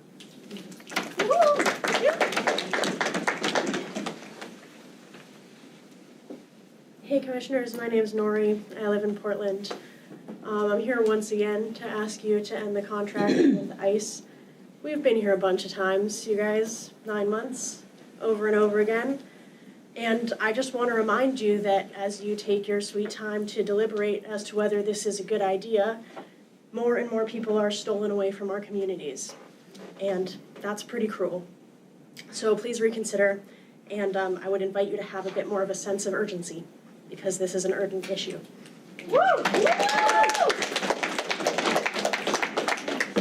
Hello, my name is Kat Dubois. I'm a resident of Portland, and I am in school to be a therapist, so bear with me here. But I am curious, really about the space between the distance in our understandings, right? We've heard from all of these people who are fearful, who are angry, who have all of this care for their students and their friends and their loved ones and their children. We've heard people be really angry and do a little bit of shaming, be like, you work for us, which is true, but I guess what I'm trying to get at is that we're all here attempting to bridge the understanding between the two of us, because the stakes are the two of us. However many of us are there? I don't know, 100 of us. The stakes are real. The stakes are immediate. And so I'm also going to offer an invitation, similarly to sit with the discomfort of hearing all of these hard things, for you all to reach towards connection, towards collaborating with us, and towards ending the contract with ICE.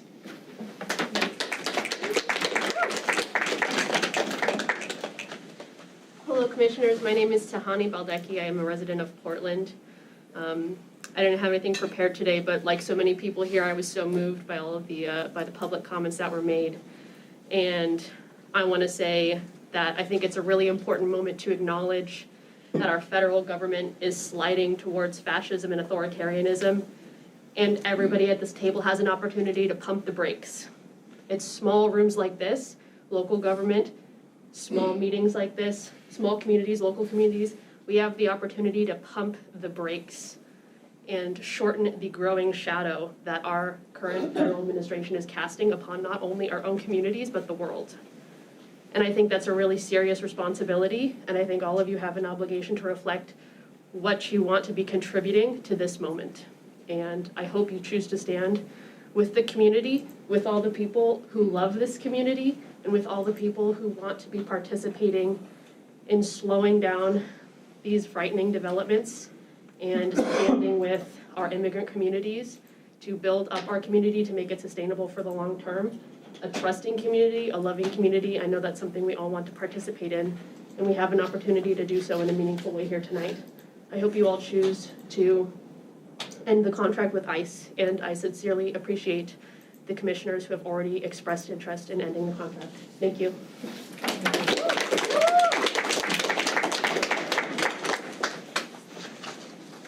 Okay, looks like we've heard from many people. We have 3 more minutes left. Does anyone want to speak? If not, we'll close the public comment. Okay, seeing no movement there, I want to close the public comment. Thank everyone for their time, for their passion, and for their comments, and we will continue. Thank you.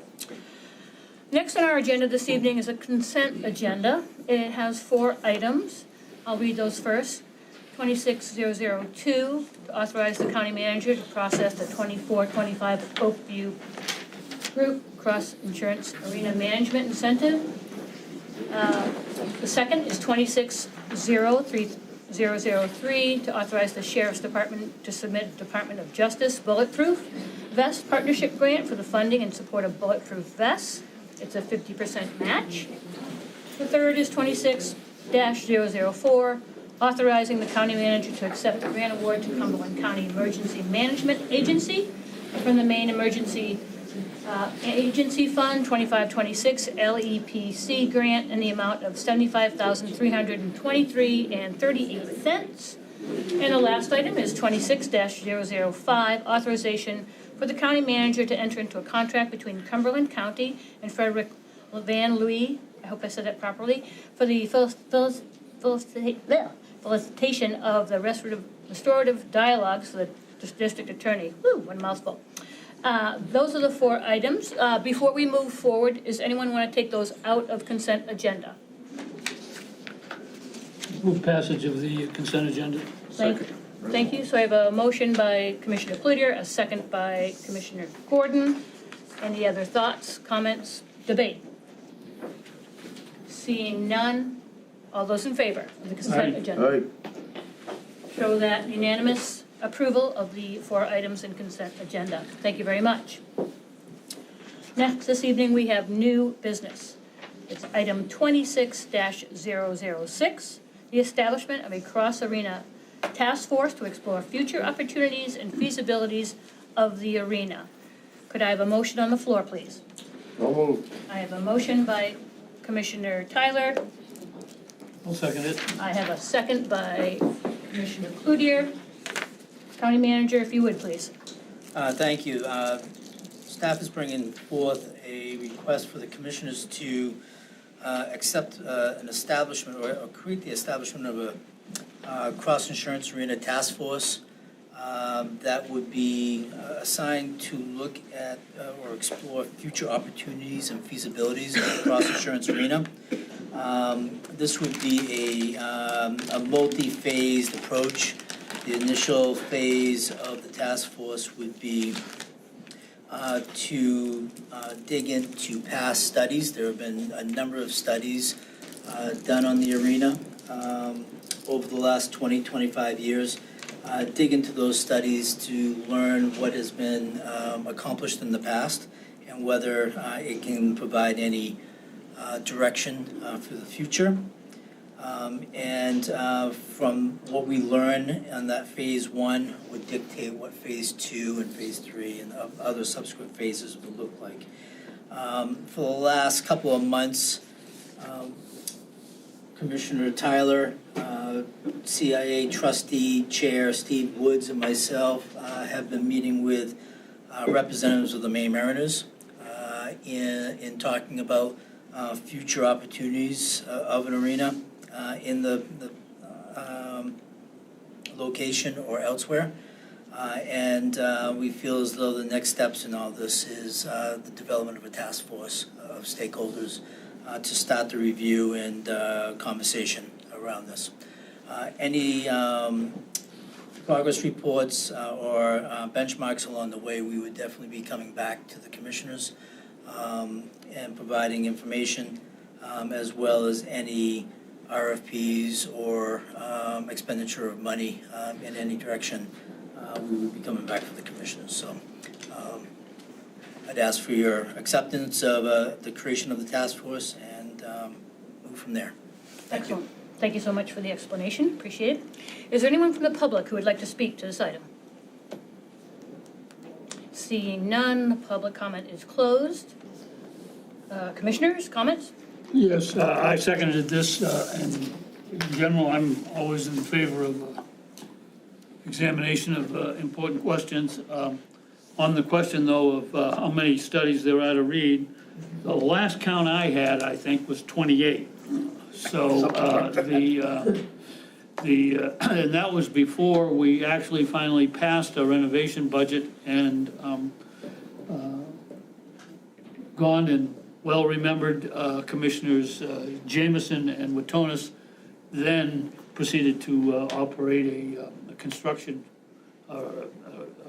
committee that toiled away and actually, to my way of thinking, did a very creditable job of improving the circumstances at the Cumberland County Civic Center. That was after we changed the legal status of that property and building from an independent, separate government to a department of the county government. I would hope and would seek a commitment that when this group is put together, that there would be an opportunity for the commission to have input on the membership of this committee, because frankly, if you go look at those 28 past studies, most of them said, let's blow up what's there, leave that in the dust, and find another place. The last one that I was aware of, when frankly I was on the Portland City Council, would have involved a complex that would have cost in excess of $200 million. And that was real money at the time. It probably is still real money in the estimation of some people. So, I mean, there's, frankly, I think there's a tendency to want to build pyramids, which are testaments to the wisdom of whoever was involved in putting the transaction together in the first place. It was only by convincing people that it was far more useful and economical and practical to maintain the current facility that any progress was ever made on the 29th study, which occurred. I don't know how long I've been on this commission, but it wasn't. It was a number of years before that even was able to happen. The other aspect of that, frankly, is I'm sure people will pay attention to this, but in the end, one of the important considerations is where people park. And on Spring Street, there is a parking garage there. It's not perfect for those purposes, but if you tally up all of the walking distance parking spaces to the existing facility, there are literally thousands. and to create an opportunity for thousands of parking spaces someplace else is a considerable diversion of economic capacity. So I just, knowing all of this, I fully understand that the new ownership team for the hockey franchise has been talking about this already and did before the final negotiations were completed for their current lease, which is a few years to run. But you know, clearly the expression from the team was, we think we need a larger facility with better this and better that, and I will admit that I have been surprised at the success of minor league sports franchises in Greater Portland. You know, and it seems to have gathered a great deal of momentum. So I'm not opposed to the consideration of all this stuff, but there are many priorities to address, and sometimes, you know, what you got is better than what you're ever going to get. Madam Chair? Thank you. Madam Chair? Yes. Sorry, I'm hanging out. I can't believe how big I am in the background there. If I could ask a question of the county manager? Sure. Mr. Manager, just out of curiosity, since I'm not a newbie anymore, but when was the last study done? I don't think it was that long ago, was it? Or maybe I'm forgetting. I want to say the last studies were done, it was a multi-phase feasibility study, and it was 2009, 2010, anticipation of the 2012-13 renovations. Okay, thank you. I just had lost track of what has gone on with the Civic Center over time. I know when I was on the Scarborough Town Council, I thought something came up, but people were not wild about whatever was going on with the Civic Center, so there you go. Thank you.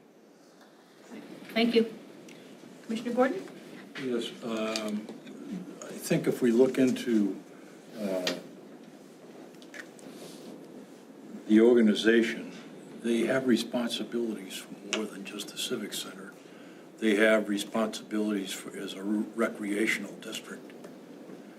And what I would ask is, or a question I have is, will there be any discussion of competing areas of service of recreation versus the facility?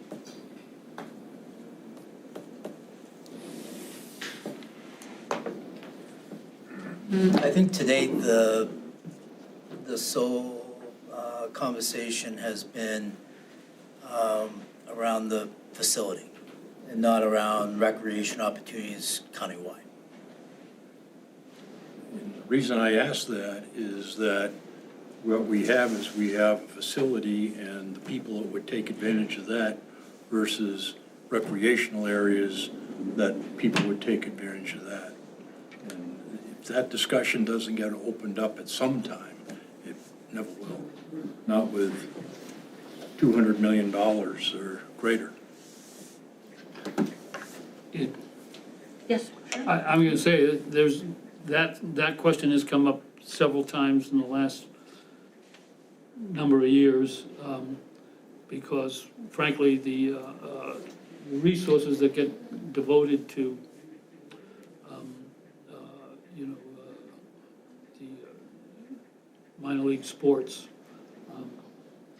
probably crowd out anything else if they go too far. That's one of the reasons why I would support, or I would ask that the commission membership have some input as to the membership of this committee, because frankly, the good people of Bridgeton don't travel to Free Street very often to participate in this, and clearly they have an interest that's just as legitimate as the people living in the West End or Bayside of Portland. So, you know, it's just, there's been many false starts in terms of of developing better the role of the county in recreational issues. We almost bought a beach off Sebago Lake once, but, you know, it's very random. There's no organized inquiry into what the possibilities are. Thank you. Commissioner Tyler? Thank you. Being a member of the group that Jim formed, because I'm our liaison to the trustees, and of course yes, the new ownership of the Mariners brought this forward in initial discussions, in which the contract does not include that. I, for one, am in favor of doing this simply because Portland is growing, southern Maine is growing by leaps and bounds. If you don't think so, drive around any town in the greater Portland area and you'll see building developing like crazy. So at some point, the building is getting old and it's also going to be outsized. The other thing we severely lack, in my opinion, is we don't have convention space in greater Portland that amounts to anything, that is any size, what have you. And for instance, I mentioned the State Fair Association. They moved to Bangor this year. They've been in Portland for years and years and years, but they've outgrown any facility. The last few years, they've been over to Sable Oaks, and part of the banquet was in one room, part of the banquet was in another room with TVs on the wall. There's just no facilities that can accommodate a large number of people. I think you could bring a lot of stuff to southern Maine. And the other thing, on the task force, we talked about being, like, as you say, a very broad-based task force. I think one of the gentlemen who sent us an email earlier, yes, we were talking about some representatives from towns.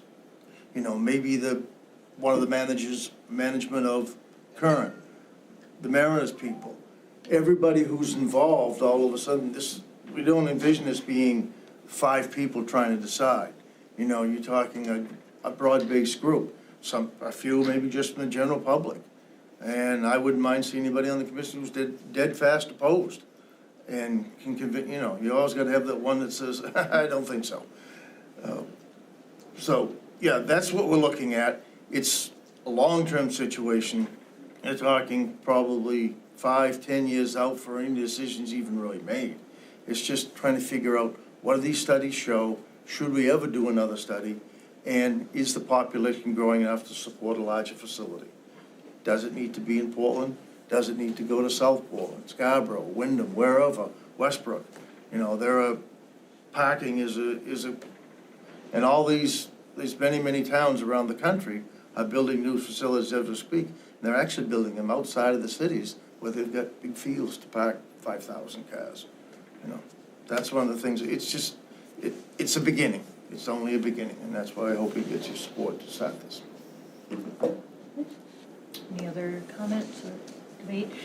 It sounds like we've got some positive movement with this item. I'll just say I would like to just echo, and hopefully we're making good notes of some of the comments we made today in terms of the task force composition, who's involved, you know, as it moves down the road. I know we're taking baby steps right now, but clearly we have a really well-informed group of commissioners who want to understand this piece, but also the larger piece about recreation within our county to make sure that we don't miss anything by going through this process. So thanks for all the comments. I will be in favor of it this evening as well. All those in favor? Aye? Aye. Aye. That's unanimous. That motion moves forward, or that item moves forward. Thank you very much. Okay, the next item is under unfinished business. That's item 25-129. That's the approval of the 2026 Board of Commissioners committee assignments. County Manager, do you have anything to add here? I see that Brianna is already on as the backup on GP COG. We do have to replace out Travis Kennedy for the United Way, the emergency food and shelter. Would you like to take that, please? Sure. We'll put Brianna on that. Other than that, everything looks all right on the staff side of the house. Great, Thank you very much. Anyone from the public, would you like to speak to this matter, 25-129? Great, thank you very much. Public comment is closed. I have a motion by the Move Commissioner. passage. Thank you. I have a motion by Commissioner Cloutier and a second by Commissioner Gordon. Thank you. Anyone want to make a comment about their assignment or questions, comments? Anybody out there? Everybody's pretty good? Great.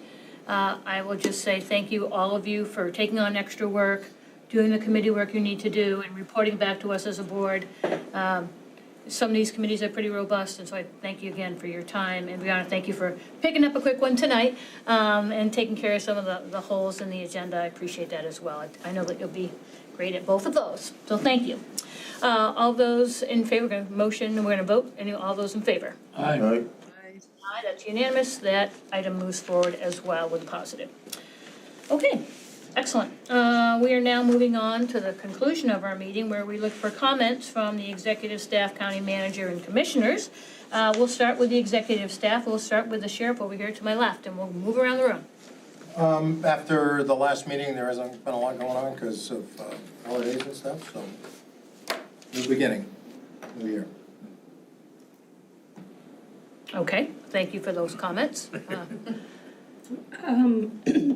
Today, the correction officers voted to accept the collective bargaining agreement that we've been negotiating on for the past year and a half. So happy we'll be bringing that forward for your approval in the next couple of weeks.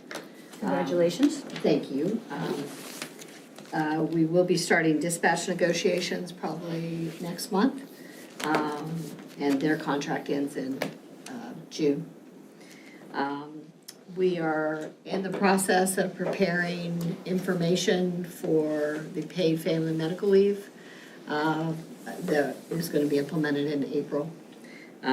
We are trying to put together packets and informational postings and things so that everybody can understand and kind of absorb what they can or can't do and the requirements to get that paid family medical leave. We're still actively hiring. I think that is going to be an ongoing process for quite some time. We currently have about 35 openings, of which probably the majority of those are correction officer positions, patrol, and then spattering throughout the rest of the departments. We had a very active 2025 hiring. And I expect that to continue through this year. And that's all I have. And Amy, all of those postings are on the website, is that correct? Yes. Great. Yes. Good to know. Perfect, thank you. Catherine, anything from this evening? No. Thank you for your logistics help with the amended agenda tonight, but also the Zoom kind of scenario. We had some last minute bumblings, so thank you for your work with that as well. Appreciate it. DA, would you like to make a comment this evening? Sure. First, thank you very much for hearing out our restorative justice piece. We are doing some other work on some other diversion plans that will be coming back to the county commissioners once we've fleshed that out a little bit more, but that involves a close collaboration with the Portland Recovery and Community Center. The folks who go to restorative justice cannot be folks who have a substance use issue. I mean, part of the deal is that you have to be present, fully present when you're participating in restorative justice. That's hard to do if you're dealing with an addiction. However, we are looking at ways to move people more rapidly over to PRCC early on in the criminal legal system. So I'm excited about that, very optimistic that we'll have that program underway within the next couple of months. We'll bring that back to you. Thank you very much. Thank you. Thank you. Brianna, anything tonight? I don't have anything to report, just Happy New Year. Okay, I love that. Great. And county manager? First, I just want to thank Steve for all of his work in 2025 as chair. It was a pleasure working with you, and appreciate all your guidance and support. And you always made yourself available whenever I needed you, either phone or video. So much appreciate all your help. And I think we had a very good year. We did. Want to let everyone know that the Finance Committee has their second meeting tomorrow evening in this room, starting at 5 o'clock. Tomorrow evening is the first meeting that they start working through departments' budgets. And just off the top of my head, on the budgets that will be heard tomorrow night will be emergency management, district attorney, communications, registry of deeds, the Cumberland County Humane Cooperative Extension, and I think I got everyone. So that's on the slate tomorrow night, and again, starting at 5 o'clock in this room. So other than that, I hope everyone had a great holiday, and we're all back at it. So on to 2026. Thank you. Commissioners, Commissioner Cloutier. I too, thank you. I too want to say thank you to Steve Gordon, who, along with me, will be moving on to a different existence at the end of this forthcoming year. And express my condolences to Commissioner Tyler and especially to Commissioner Smith.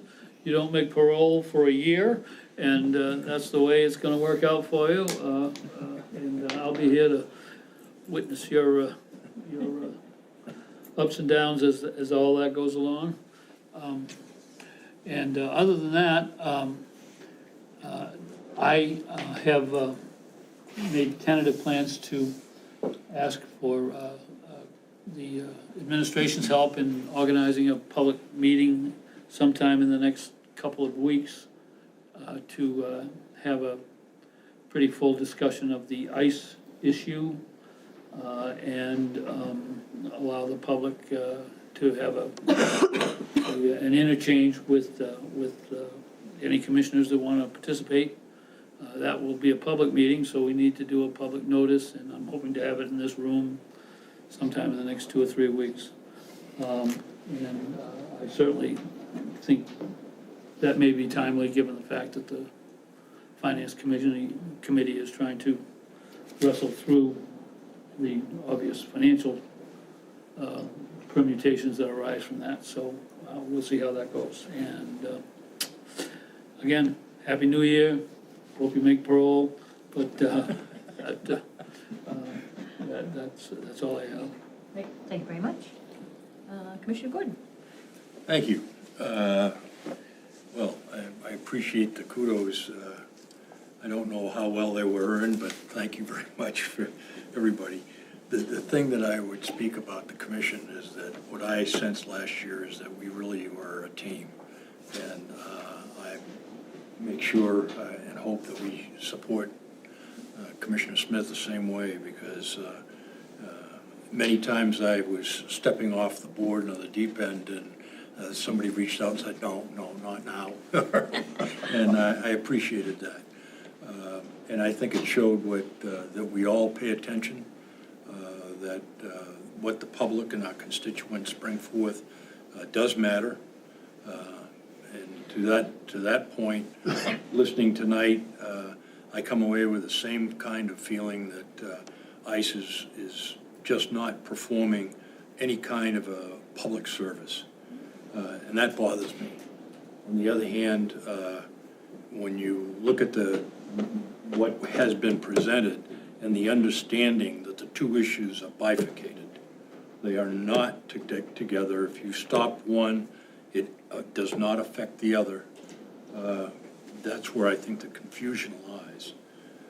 And if you stop the contract, all you do is cause problems for the people that are on the low end of the economic scale. And that I can't tolerate. To continue on, I see what's going on with the county, that we've started to formulate issues of doing services outside of just what the state has mandated, like with taxes, tax assessment, general assistance, et cetera. And those programs are going to grow, because is where I talk with the public people in the communities and the representatives on the board. They see that as something that can provide a service that is better attended to the constituent, and yet it levels off the costs. They won't rise as fast. So that's something that I would encourage the board, when Jim and I are moved on, to continue on trying to develop one. I know that we've got the one with the fire departments and beginning to have them have discussions and so forth. And then when you start looking at the issues that they've got, that's a problem. The sheriff and how he serves communities with policing services and communities putting those kind of efforts forth and having that kind of coverage, not only if they want their own, they can have it certainly, but he can provide it, and they find that that's a much better proposition for the smaller ones, smaller communities. It's been a pleasure to serve, as I said, as the chair, and I hope we have a good, thriving year, and with the activity, and most especially the constituents showed up. It's the first time that I really saw people perform and come forth with what was really bothering them. And I hope that they let us have ideas other than just ICE, what they would like to have us do in the future. Thank you. Thank you. Commissioner Caterina? Yes, thank you very much. I apologize for not being there tonight, but I didn't want to spread my germs around. So I want to thank Steve. My first year on the county here, I've enjoyed working very much with him. At first, I wanted to kill him because he made me co-chair with him of the Legislative Policy Committee for the state county commissioners, but I hopefully grown into that job, and he's been so helpful to me with that. So thank you so much, Steve, and I'm glad we still have another year with you. I also want to thank all the folks who showed up to testify. Your testimony is powerful. My husband, who never watches these meetings, in the other room, and he can hear what's going on, and walked out at one point and said, "That's it, cancel the contract." So just wanted to let you know that. I can't emphasize enough for the folks who are organized against ICE and all the foolishness that's going on. Please keep up pressure on the state regarding funding, particularly jail funding, and that would make, canceling any contracts null, so to speak. And I definitely look forward to Commissioner Cloutier's public meeting. I just became aware of some of his thoughts on that, and I like the way you're going with this. So I look forward to that. And I think that's it. Thank you. Thank you. I hope you feel better. Commissioner Tyler. I too want to express my support, Steve. Thank you. You brought me into the fold and kept me going and got me into some new ideas and got me enthused about being a commissioner. I look forward to 26. To your comment about the parole status, when I went on the Board of Trustees of the Civic Center, within about 3 years' time, my turn came up as chairman. Tradition was it would last a year, maybe 2 at the most, and then it would move on. Well, I sat in the seat for, I think, almost 8 years. Because you wouldn't give it up. No, nobody would take it, but anyway. So I have no problem being vice chair and no problem with a multi-year contract. But let's move on to 26, let's get some stuff resolved, and hopefully we can make it a good year for all of us. So Tom, I can't resist mentioning that the universally regarded finest position on any organization is past president. Well, I guess a couple comments. One, I guess, I just heard et tu Brute. Like, you gonna come after me or no? For the Latin freaks out there. Steve, thank you so much for your work and being a chairperson. It's never an easy job. There's a lot to manage. And you've always been totally engaged and open and receptive, and I want to thank you for what you brought to the commission, not this year, but all the previous years. You've given a lot of your life to the commission, and that's something to be proud of and something we really honor, so thank you so much, bottom of my heart. I appreciate it.